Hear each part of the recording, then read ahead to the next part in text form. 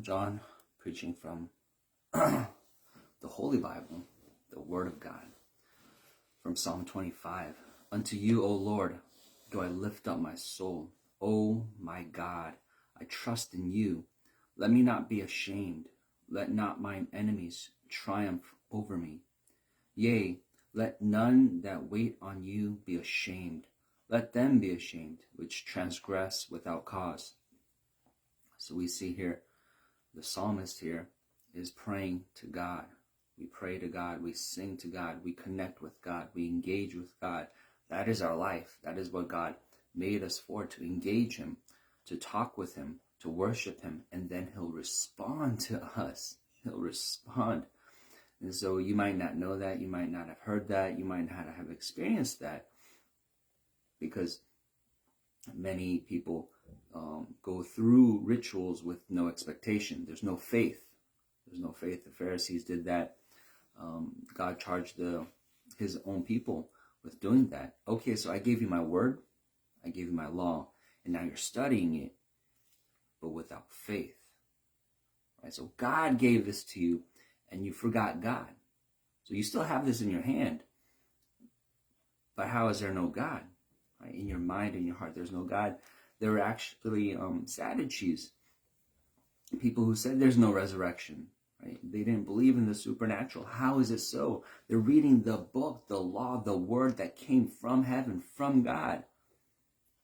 And they've institutionalized it like we do today. Right? With the seminary, with classes, you can write a paper, you can get an A minus, B plus.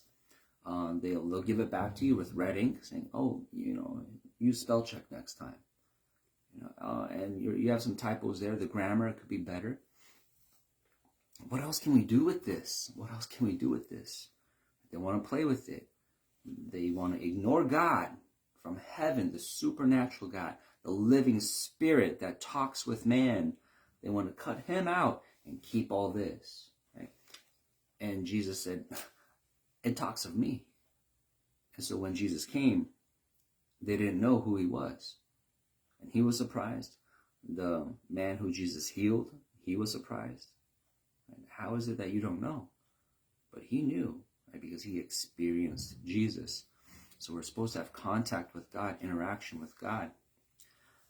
This is not for us to look into translations, right? And look into the word, right? Of what does the word mean in another language? What does it do if I flip it upside down, right? No, people are doing that. They're playing with this word. They're taking it to class. They're becoming scholars with, PhD, masters, degrees, and putting it as like a little ribbon on their shirt, a decoration, putting a plaque on the wall.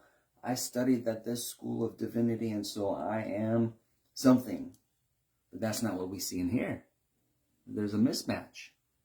And there's no one in the Bible that has any kind of framed picture on the wall with their name on it. And we have some writing on the wall in the Bible. We do. He lost His kingdom. He lost His kingdom. Many and many. His kingdom fell. And so Daniel read that for him. He said, "This is what God says about you. This is the writing on the wall. That's what's written. Your kingdom is taken from you." A king that fell because he didn't remember. Even Daniel referenced his father. You should have known, right? The generation before you. You should have kept it in mind. The things that happened. Yeah, God tells us to remember. That's a big word. Remember. And He also says, "Forget not," which is another way of saying remember the wondrous works of God. Right? What does God do? Who is God? Look at God. But we want to do other things, right, with the Bible. Oh, look, it says, even in what I just read. Oh, let me not be ashamed. Oh, good. I won't be ashamed. I won't, right? I take out loans. I can start a business. Is that what the Bible said? Right? But we twist it. What do I want to hear? And then we're not mindful of what does God want to say. Right? Two different things. What do I want to hear? Unto thee, O Lord, do I lift up my soul. O my God, I trust in you. Let me not be ashamed. Let not mine enemies triumph over me. That's right. Yeah. You're sinning. That's why you have enemies. But you're going to read this and be encouraged. You're going to encourage yourself. Not like David encouraged himself in the Lord. You're encouraging yourself in your evil, right? Strengthening your evil hand because of your mind, because of how you're not approaching God. You're using this to support yourself, your own agenda. Why? Because we haven't died. We're supposed to die to ourselves and live unto God. So if that has not happened, then yeah, you could read 5 more chapters. Doesn't mean you'll be 5 chapters holier, right? Because you still have that basis, the ground, what you're basing everything off of, me, myself. And that's the language that we hear Satan speaking, right? I will lift up myself higher than the stars. I will make things happen. I will be above, and I will, right? Just very self-absorbed. I'm going to do things. What about God? So that's not how we were made. That's not how we're designed. That's not how we're to be. We'll be broken, right? If you don't operate according to your design, according to your purpose, you're gonna break things. It's not gonna work out well, right? You have some utensils for the kitchen, chopsticks, for example. I use chopsticks, right? Little wooden sticks, and it has the form of a stick. It's wooden. How come I can't use it as skewers, right? Put some meat on it. I just stack the meat and put some maybe bell peppers and onion and put some more meat on it. It's beautiful. Look, it's got all this color. It's got meat, and put it on the grill. It's not going to work. It's not going to work. It's going to burn up. The chopstick might have some decorative paint on it.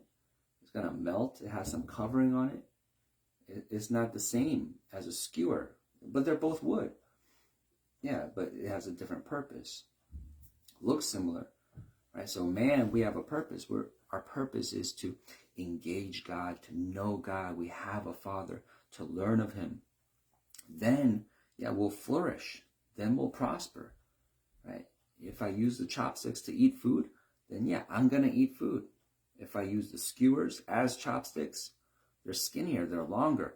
It's going to be clumsy. I'm not going to be eating as much. It's not going to be working. Things will fail. Some things won't be working, right? Maybe chopsticks are thicker than the skewers, so on the grill the meat might start falling off. It's not sticking. It's not staying.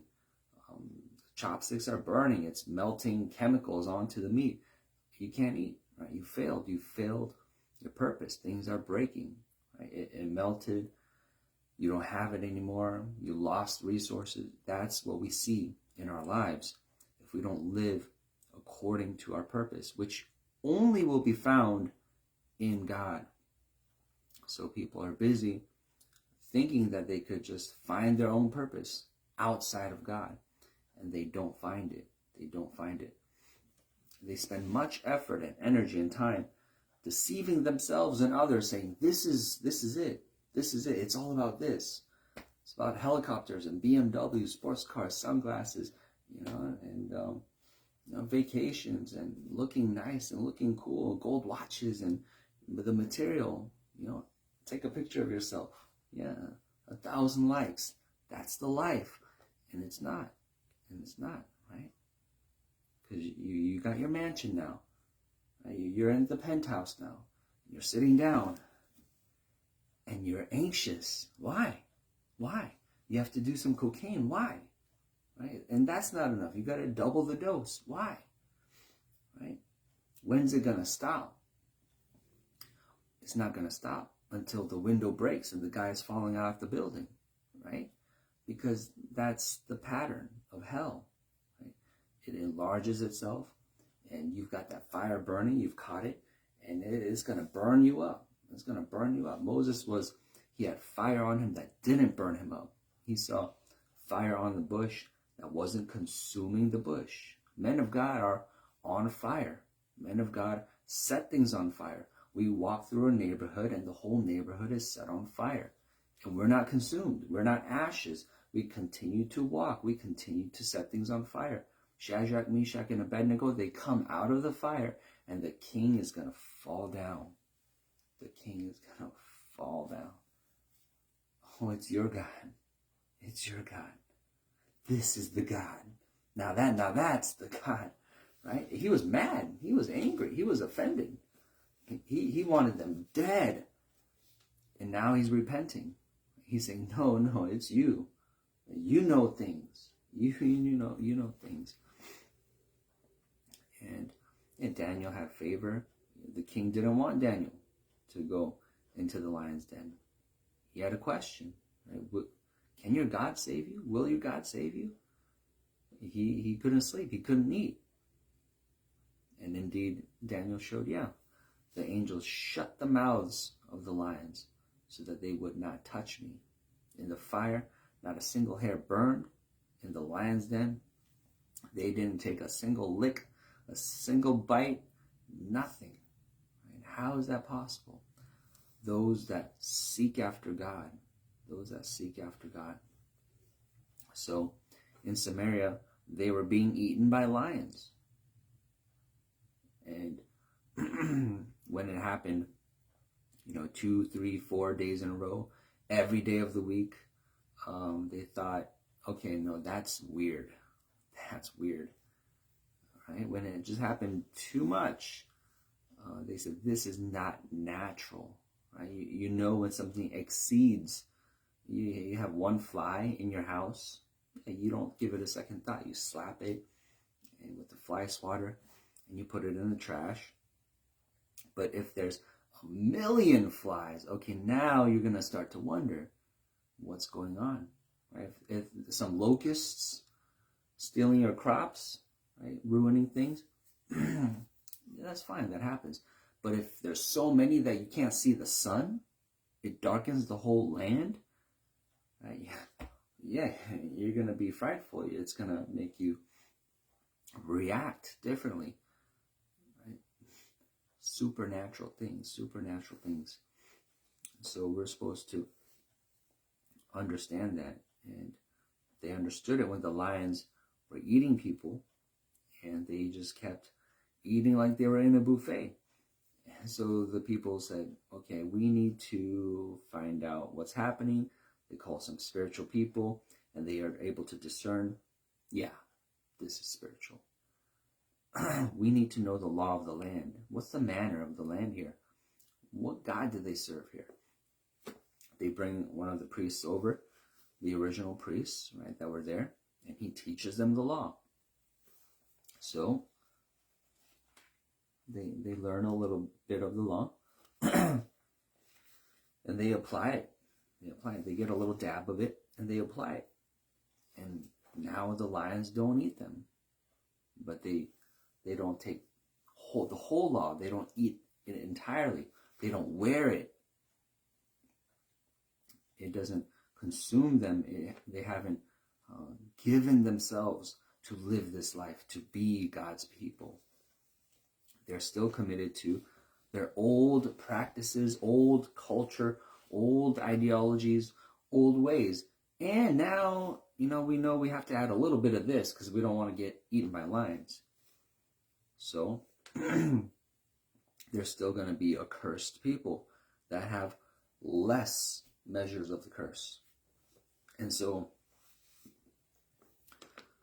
even today, people practice religion like that. Right? They might dip their toe into Christianity and think that's the Christian life. But that's not what God is calling us to. That's not what God is showing us. He's saying clearly that's not enough. You need to engage God, seek after God.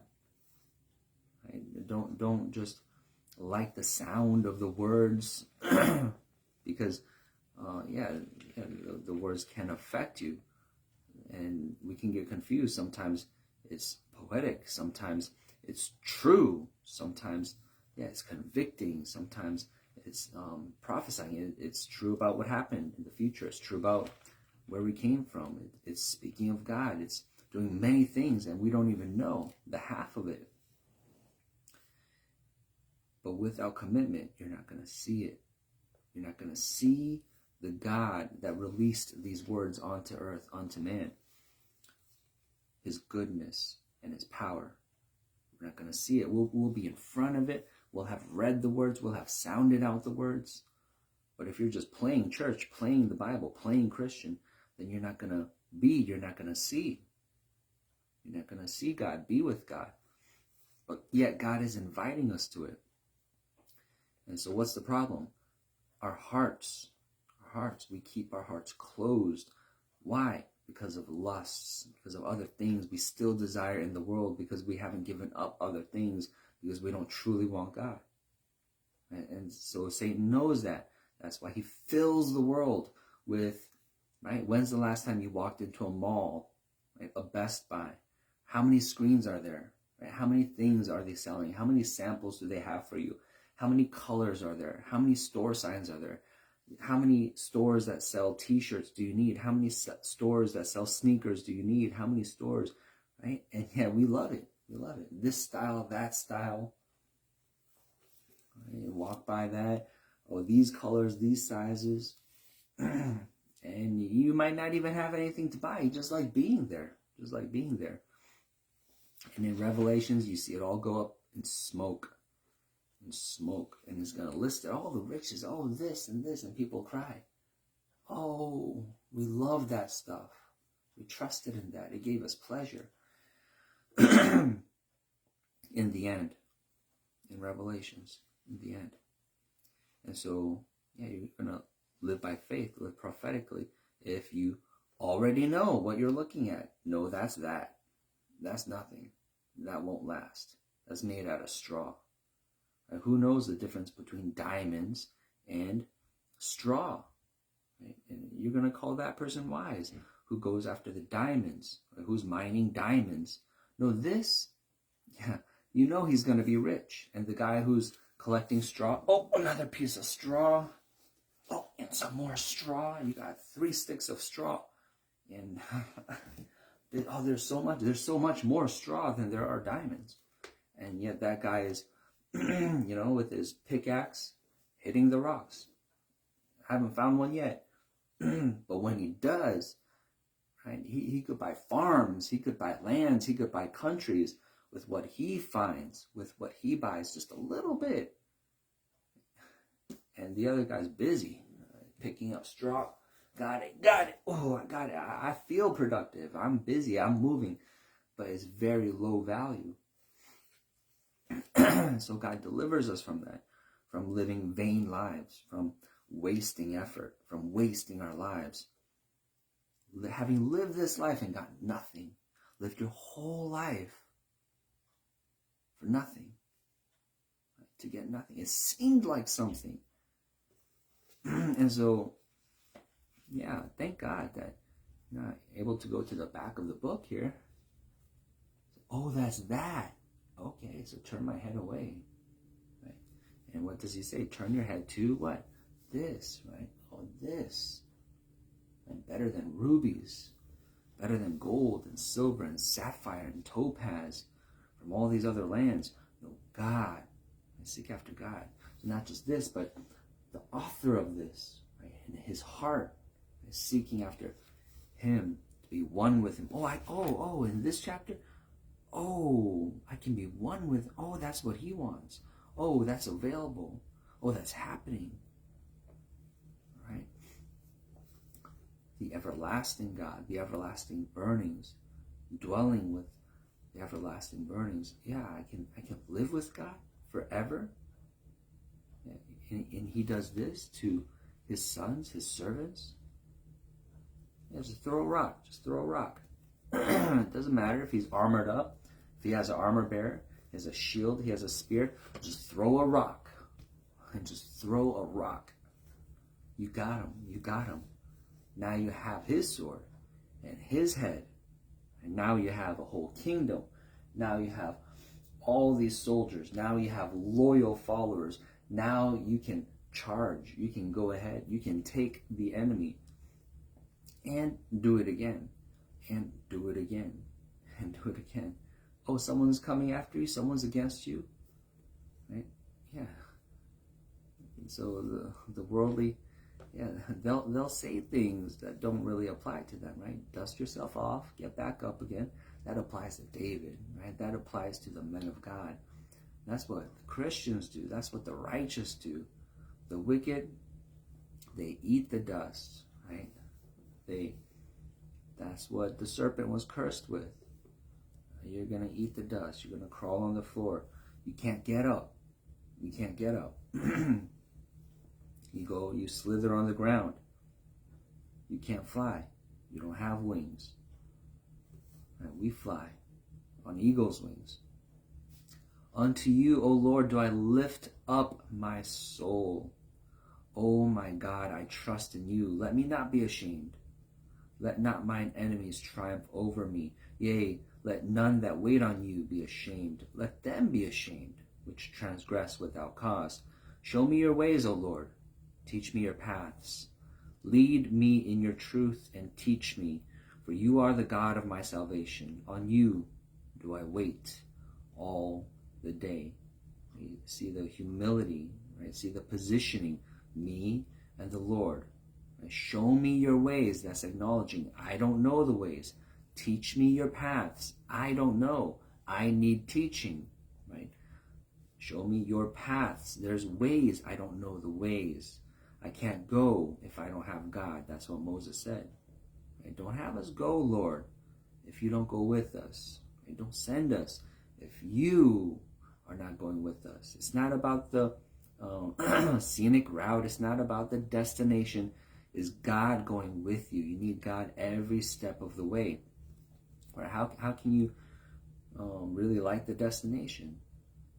Right? No, God. If God, right, God is going with you, and God's going to be there when you get there. So they messed up when they got there, because on the way they didn't want God to be with them. And when they got there, they said, finally we can drop God off in the wilderness. Right? The land of milk and honey. Thanks, God. You can stay on that side of the Jordan River. Right? They don't want God. They don't want God. So what happened? They're in Babylon now. Right? God gave them laws. This is how you manage the land. Right? This is what you do. The Jubilee with the Sabbath. And God said, you didn't give the land rest. I'm going to let the land rest. I'm going to give the land what you didn't give them. Right? 70 years. Let it rest. I told you to do this. They weren't keeping that. They weren't keeping that. I was surprised later in one of the kings. It says they started to follow the law in what they were supposed to do. They were supposed to be in tabernacles, in tents, to celebrate one of the holidays. And they said, oh, they've never done that. I said, what? All this, we're like towards the end of the Kings. We're about to finish here. And it says, oh yeah, now they're going to do it. They never did that before. I was like, wow. Wow. Not even once? Right? So yeah, there are some they just did not do. And even with the Ruth, right? That's early. That's early. That's just right after Judges. Very early. You see the slacking of the law. He just takes off his shoe and gives it to him. He's supposed to be, I don't know, something much worse is supposed to happen, like spit on. It's not supposed to be like that easy, that casual, just giving him the shoe. No, it was a lot more disgrace involved. And yet, yeah, that early on, they're just doing what they want with the law. But the law says this, do this. You were given this. And we want to do it our way. We don't trust in the Lord. And so this is what we're going after, this heart.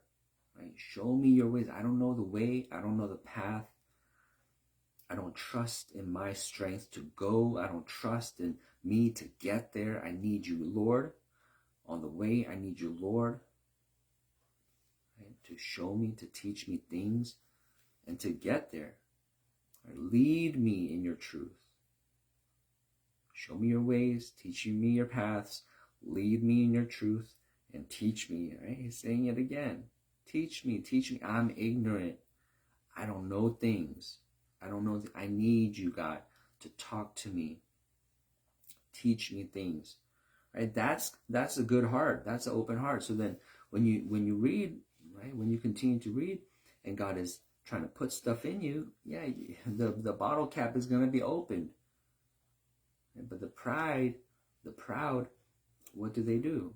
No, I already know. I know what you mean. No, it's not like that. It can't be like that. You're going to have perceptions, preconceived ideas, and you're not willing to let it go. You're not really willing to have them replaced. Then you won't grow. You won't learn. You won't receive. You won't eat these words. So you won't receive the transformation. You won't receive the blessings, right? Because God blesses those that are like him. And so we're learning of him to become like God. We're obeying to become like God. He's teaching us how to become, how to change.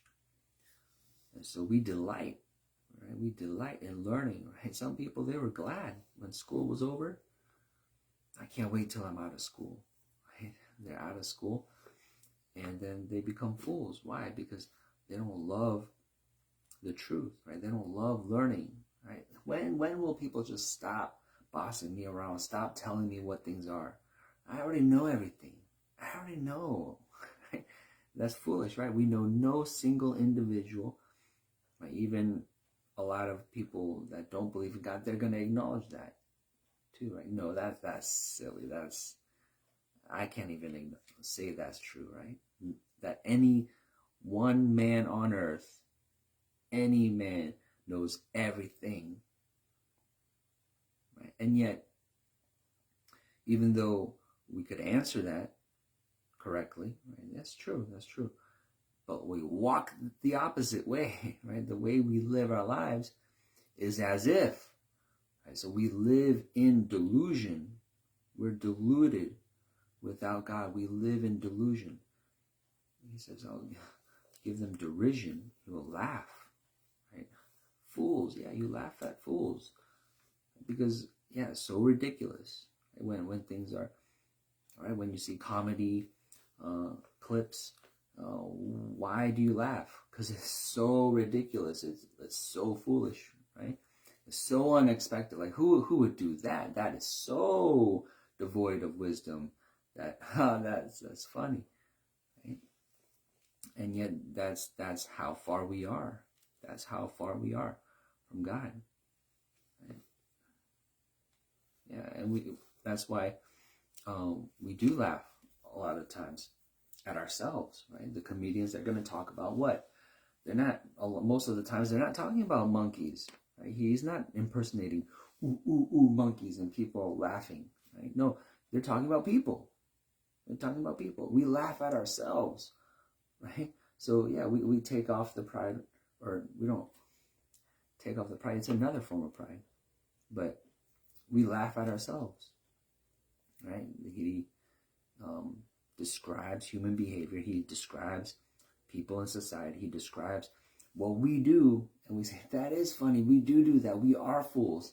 And then we leave the comedy club, and then we live that foolish life, right? It doesn't come to us to think, we are that foolish enough to laugh at and mock at. We need a change. I need a change. Where is change? Where is wisdom? Where can it be found? And that would be the wise one, and yet zero people do that, right? They buy the tickets, they go to the comedy show, they laugh, they go right back to doing what they just laughed at, right? What? God explains this. He talks about the ostrich and a bird that is devoid of wisdom, lays eggs, has birds, and that's your children, but God has stripped them of wisdom, so he steps on it, and he doesn't think, oh, my children. He just steps on it and then is looking at the grass, looking at a bird. And then the bird will fly that way, turn his head that way, and then step on another egg. Oh, that's your second child. That's your own children. Your next generation has no idea. So the ground is crunchy today. The ground is a little crunchy. I wonder, yeah, that's weird. Yeah, you'll laugh at that, right? You'll laugh at that. And yet man does the exact same thing, right? Oh, no one knows everything. And then you send him off and he'll act like that. He'll walk like that. No, I'm not a God. No, I'm not God. No. But then, yeah, fast forward 1 hour later, and we're doing things, we're thinking things, we're talking as if we're God. The attitude. Offended when we're corrected, offended when someone wants to teach us something, or have much to say, not slow to speak, right? We're quick to anger. All right, are you God? Why should it make you so angry? You know, why are you so presumptuous? Right? No, I know, no, that's not. Right? But the man of God, right? Look how he positions himself. No, he knows. No, there is a Lord that does know everything. There is a Lord that is almighty and all-knowing. And he humbles himself. Teach me, Lord. Teach me. I'll learn. I'm willing. I'm listening. I'll do what you say. And we know it takes humility because he's not gonna teach you. He's not gonna teach you by you reading this whole thing tonight. Right? The Lord taught me. No. Right? He's gonna teach you through obedience. Right? He's gonna teach you by, as you read, I should do that. And then what's your decision? Nah. Right? Oh, it's too hard. I'm scared. Okay, so you won't be taught. But the one, or in the moment, you say, you know what? It's the truth, though. I'll do it, right? Yeah, you're going to become a changed man, a little piece of change. Right? You would have done something else, but just because God said, yeah, I do that. Yeah, he's going to give you the conviction, the memory. Remember when? Yeah, it's true. I got to fix that. I got to stop doing that. Right? And you change your way. That's how the man is taught. Not just reading. Right? No, reading, listening, hearing, keeping it in your heart, and applying. Oh, you just put that there. Oh, you just turned the screwdriver, right? Oh, you just acted on it. You did, right? Acts. Good. Right? That's the man that truly has his heart open, right? That's the sincere who say, teach me. You are the God of my salvation. On you do I wait all the day. Remember, O Lord, your tender mercies and your loving kindnesses, for they have been ever of old. Remember not the sins of my youth, nor my transgressions. According to your mercy, remember thou me for your goodness' sake, O Lord. Right? That's available. God not remembering the sins of your youth, nor your transgressions. He will forgive all your iniquity. That's available for the sincere. That's available for those that choose God, the ones that lay down their lives, their ideas, their opinion, their ambitions to live for God, that lay down their very life, right, that are obedient unto death. Those are the ones, not just the one who read the verse today. No, the one who lays down their life every day for God. Yeah, their sins are forgiven. All their sins. Oh yeah, I'll forgive the sins of your youth. I'll forget those things that you do because you give everything to God. And then, right, so we need to understand that because there's a lot of vanity that we're living in, surrounded in our generation, in our society, in our neighborhoods, at your workplace, right? And people who you rub elbows with, people who you run into. And so you are called to be a light yourself.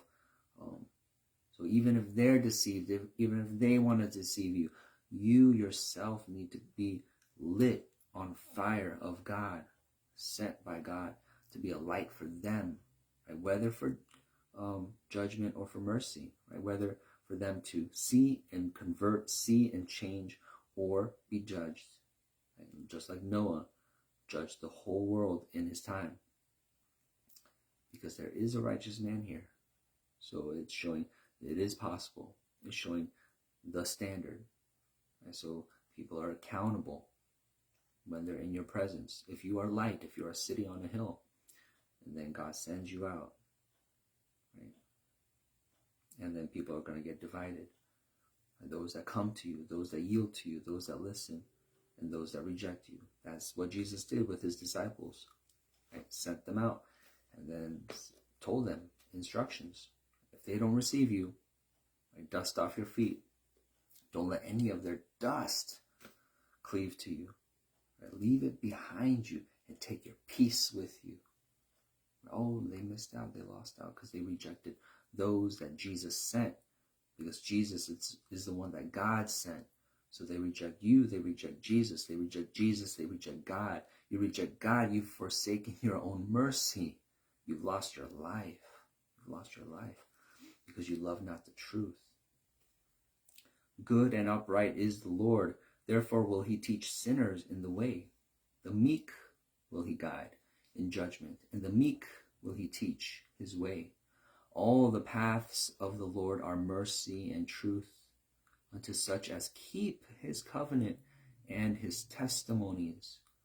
For your name's sake, O Lord, pardon mine iniquity, for it is great. What man is he that feareth the Lord? Him shall he teach in the way that he shall choose. For your name's sake, O Lord, pardon mine iniquity. Right? He's so concerned. Yeah. My iniquity, I have iniquity. He's aware of the law of God. He's broken the law. And also the access that he has to God and what's available through God. Pardoning, right? Forgiveness. You can be forgiven.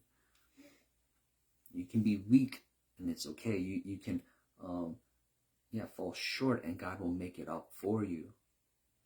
Right? Because you're just a worm, you're filthy rags, and God will dress you, God will clothe you, God will name you, God will put his name on you, his righteousness on you, God will give you faith.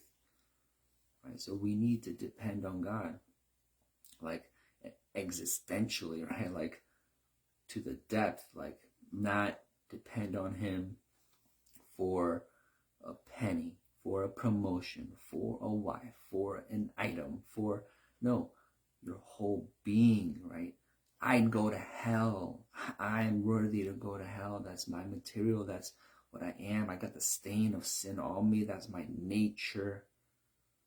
And so at what depth do we need God? We need to acknowledge that, come to that understanding.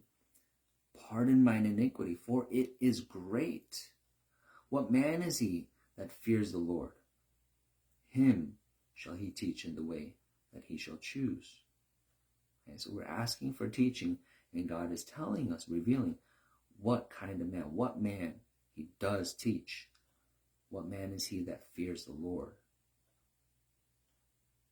We need to fear the Lord. His soul shall dwell at ease, and his seed shall inherit the earth. The secret of the Lord is with them that fear him. He will show them his covenant. Right? It's a secret. It's a secret.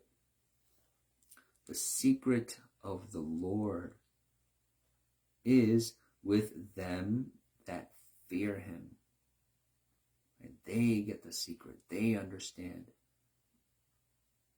And they get the pattern. Oh, put the blood on the doorposts. Everyone else, their firstborn has to die. Who's going to fear God? Right? Today, right? We have the whole Bible right here. But we know not everyone obeys. Who's going to come back to this like it's a fountain and drink and drink? Drink it like water, like you need water every day. You're dehydrated, you're going to come and drink. I need this. This is my life. Jesus is life. You're going to come back to Jesus. Like that's true. I need to live. I need life. I need to keep living. I need more of you, Jesus.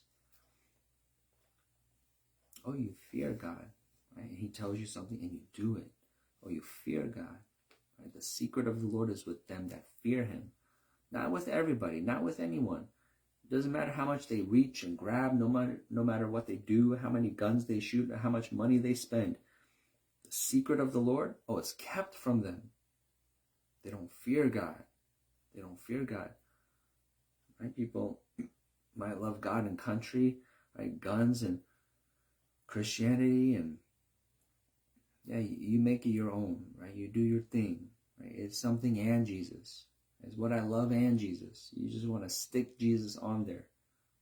No, but who's going to let go of everything? Who's going to burn everything and say, no, it's the Lord.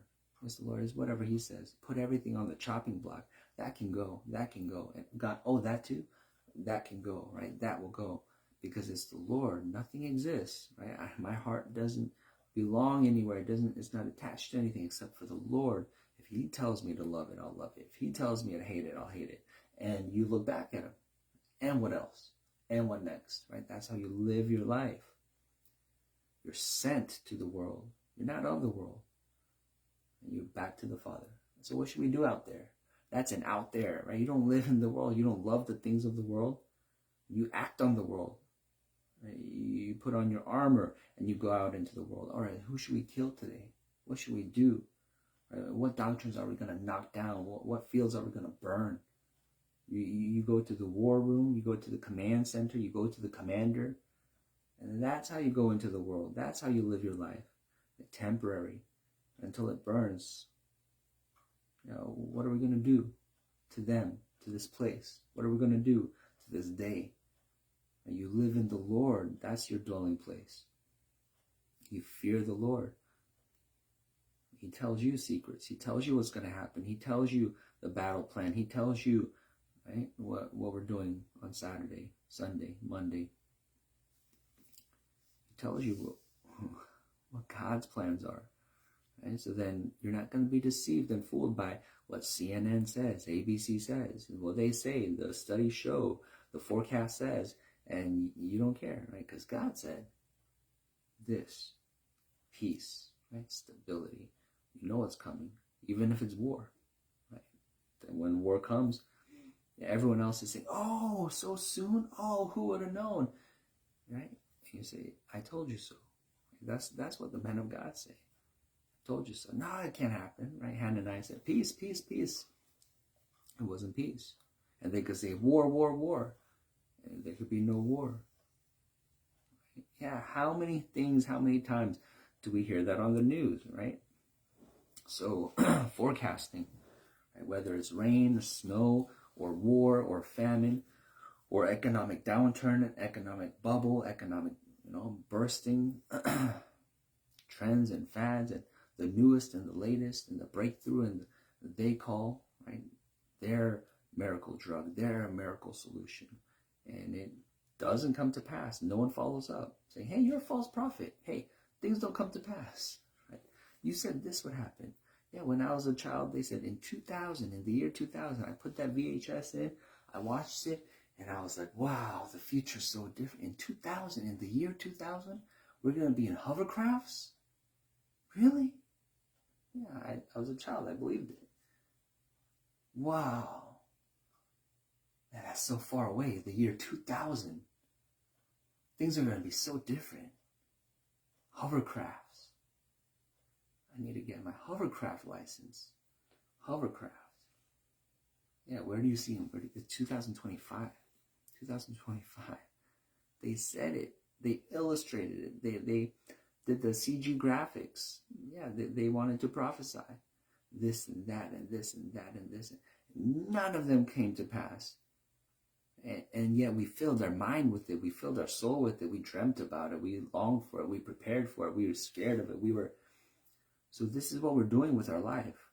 Wasting it. Wasting your moments. Wasting your emotions. Right? No, God says, no, that won't happen. Right? To Jeremiah, marry, don't marry. Right? Buy a field. And Jeremiah can do that. And, he prospers. How'd you know? How'd you know? Right? That's just perfect timing. How did you know? Why would you buy a land now? Why? Yeah. Give it some time. All right, now you're going to have to hear Jeremiah say, I told you so. I told you so. Right? The secret of the Lord is with them that fear him, that do his will. Right? He will show them his covenant. He has a covenant. He makes an agreement. Covenant. Promise. Covenant. He gives them law. He gives them promises, blessing. Oh no, we have a covenant together. We have a contract. We have an agreement. We have a relationship, a language. We have expectation. Yeah, he will show them his covenant, the covenant of circumcision, redemption, of eternal life. The secret of the Lord is with them that fear him. That fear him. He will show them his covenant. It's not for everyone. It's not for everyone. Yeah, the Gentiles can come in now. And yet not everyone who comes to church is going to receive eternal life. The church is a filter. Right? Many come. Many come. They flock in. They crowd in. And so that's the entrance. But then that's the way to heaven. That's the way to Jesus. Only a few make it out. Make it all the way. Many come, and they leave. Many come and they faint. Many come and they give up. Many come and they dilute it. They mix it with other things. Only a few make it. They preserve that hunger and thirst, the momentum. They continue to strive. They continue to agree. They continue to do. They continue to keep his word. They keep the covenant. Mine eyes are ever toward the Lord, for he shall pluck my feet out of the net. Turn you unto me, and have mercy upon me, for I am desolate and afflicted. The troubles of my heart are enlarged. O bring thou me out of my distresses. Look upon mine affliction and my pain, and forgive all my sins. Consider mine enemies, for they are many, and they hate me with cruel hatred. O keep my soul and deliver me. Let me not be ashamed, for I put my trust in you. Let integrity and uprightness preserve me, for I wait on you. Redeem Israel, O God, out of all his troubles. Right? So we see the situation he's in temptation.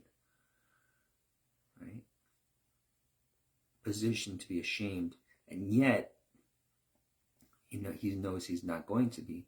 Let me not be ashamed, though I'm in position to be ashamed. So that though there's potential, though any other man could say, oh yeah, you're gonna be ashamed. Right? That can happen. And yet I put my trust in the Lord. Right? Despite the many threatenings and provocations and prognosticators and forecasters, I put my trust in the Lord. No matter what they say and how long they say it and how loud they say it, you need to hear from the Lord. Keep yourself blind and deaf. Don't hear that. Don't respect that. Don't believe that. That's the temptation, to believe it. So, yeah, see it for what it is. That's the serpent talking, still hissing, still talking. That's Rabshakeh, still talking, still talking. Don't say a word. Don't listen. You have nothing to do with them, right? That's just all going to burn up. That's just a wind-up toy. Just let it finish. You wind it up, and it's going to walk, and then stop. Ran out of energy, ran out of steam. It's going to all burn.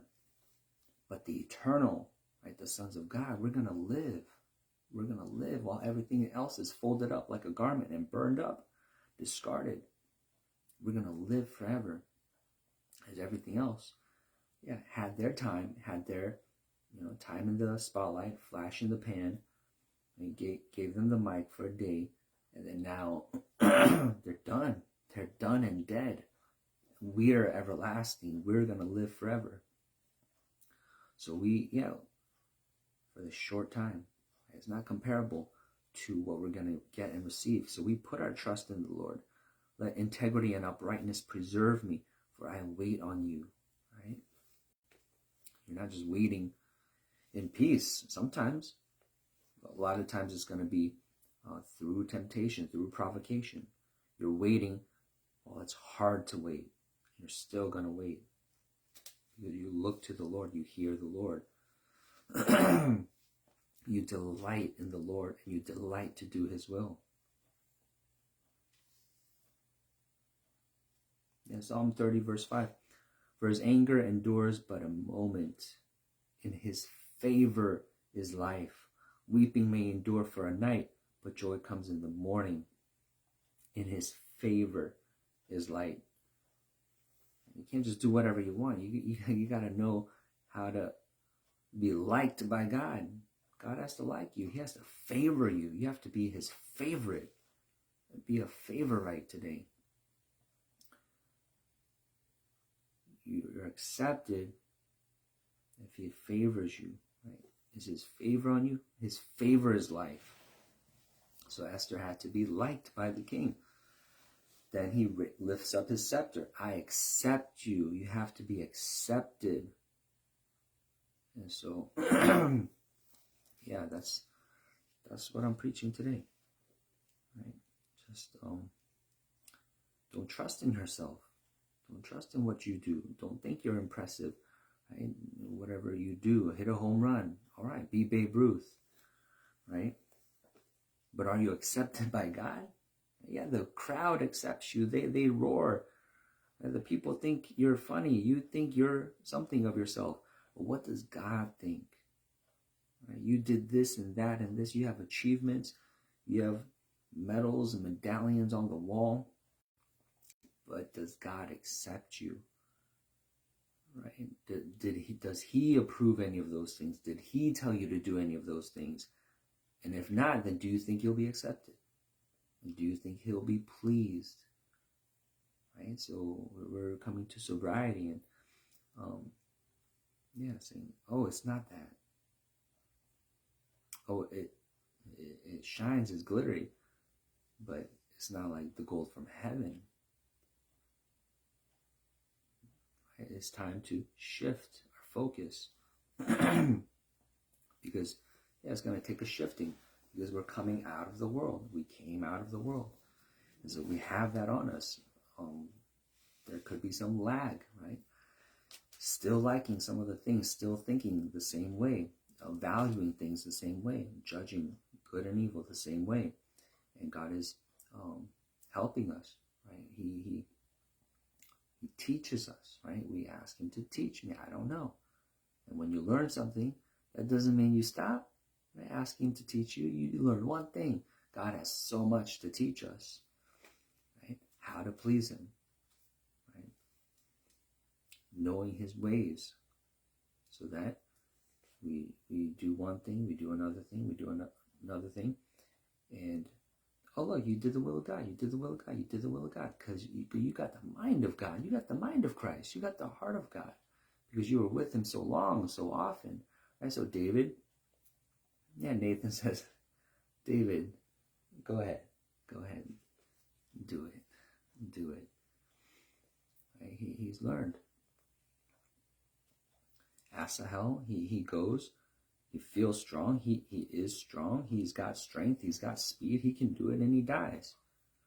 He doesn't please God. Oh, no, that's not it. Joab, he's industrious.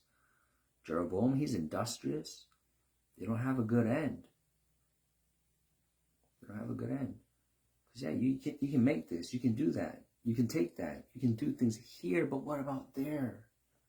What about God? David, he was so focused on God. Out there tending the sheep, playing his instruments to God, fighting Goliath for God, right? Proclaiming the name of God.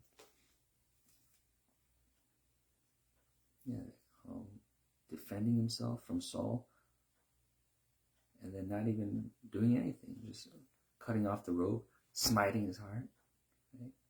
Because God, this guy is trying to kill you, but you're focused on God. What does God require? What does God like? You can't kill the guy because you're so mindful of, no, but God said. He wants to kill you. And he's right there. He's in your hands. You could kill the guy that's trying to kill you. Right? We fail at just an argument level.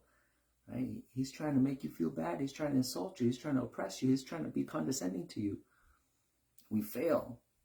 Right? Oh, you stabbed me in my heart a little bit? Here's a little stab back at you. Right? That's not what David did. David, his life was threatened, right, by this king and his army. And yet David didn't defend his life. And he even showed himself. I'm here. I'm here. I'm here. What? David, don't reveal your position. You've been hiding your position. And now King Saul is here, and David's going to say, hey, so it's me. I'm right here. Yeah. He knows nothing's going to happen. No, he trusts in God. He knows he's anointed to be king. He knows. Right? He even says, yeah, this is going to happen to me. Even Saul says, no, you're going to have the kingdom. You're going to have the kingdom. I know it. We all know it.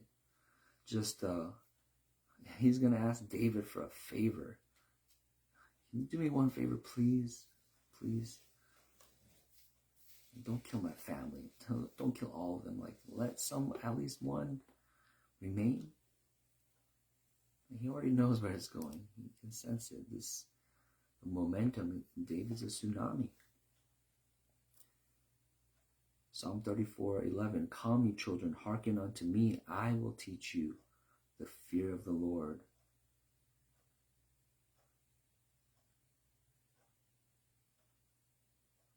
Calm you, children. Hearken unto me. I will teach you the fear of the Lord. He will teach us the fear of the Lord. So even if you don't know, right? Humble yourself. God is so gracious.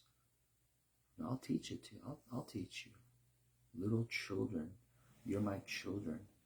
I'll teach you the fear of the Lord. You need it. You need it. Yeah. The secret of the Lord is with them that fear him. He will show them his covenant. And his favor is life. So God is inviting us. He's giving us everything we need. He's supplying us. So we're totally, absolutely at fault, right? If we don't make it. He supplies it. He makes it available. He teaches us. He encourages us. He tells us, choose life or choose death. Choose life.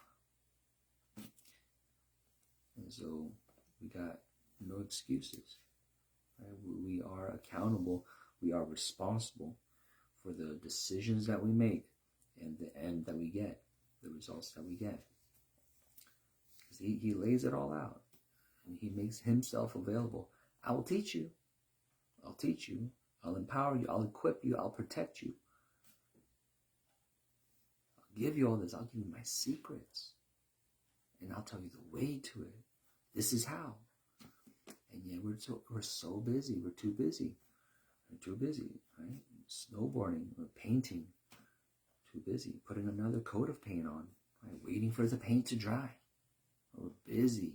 We're busy. Right? Paving the road. Right? Putting pavers on your driveway. Remodeling, refurnishing, renovating. All for what? All for what? Because there is an end. There's an end to your life. There's an end to all this. There's an end to the earth. There's an end to all this. Even your future generation. There's an end to your children's lives. There's an end to this story. And then there's a new beginning. There's a new beginning after that. So we want to understand, where are we going? Where are we? What are we doing? There is a God, and he is speaking. And if we're not listening, why? What are we busy with? And whatever we're busy with, it's not worth it. It's worthless. What God is saying, that's of value, eternal value. Yeah, we can't emphasize it enough. How many things does he compare it with? Better than gold and silver. Because we're so focused on the gold and silver. better than that. It's better. He's trying to redirect us. Look over here.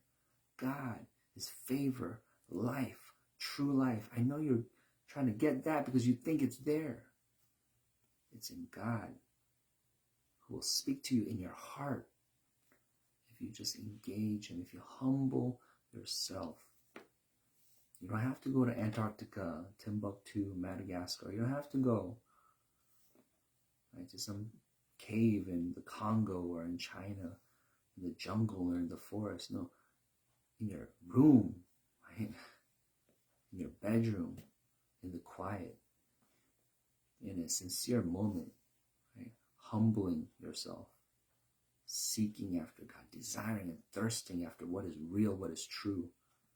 God, Jesus, who's calling upon Him, right? Who's the humble? Who's the meek? Who's the hungry and the thirsty? God is searching. There's a few who will hear and understand, hear and repent and cry unto God, call unto God. And will approach God. Teach me.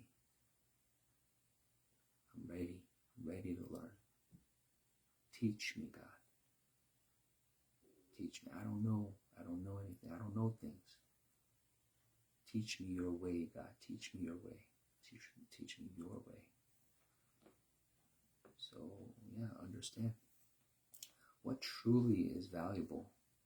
What's truly valuable. Right? We don't understand. That's why we go after the wrong things. But God is available. He's so near. He's so near.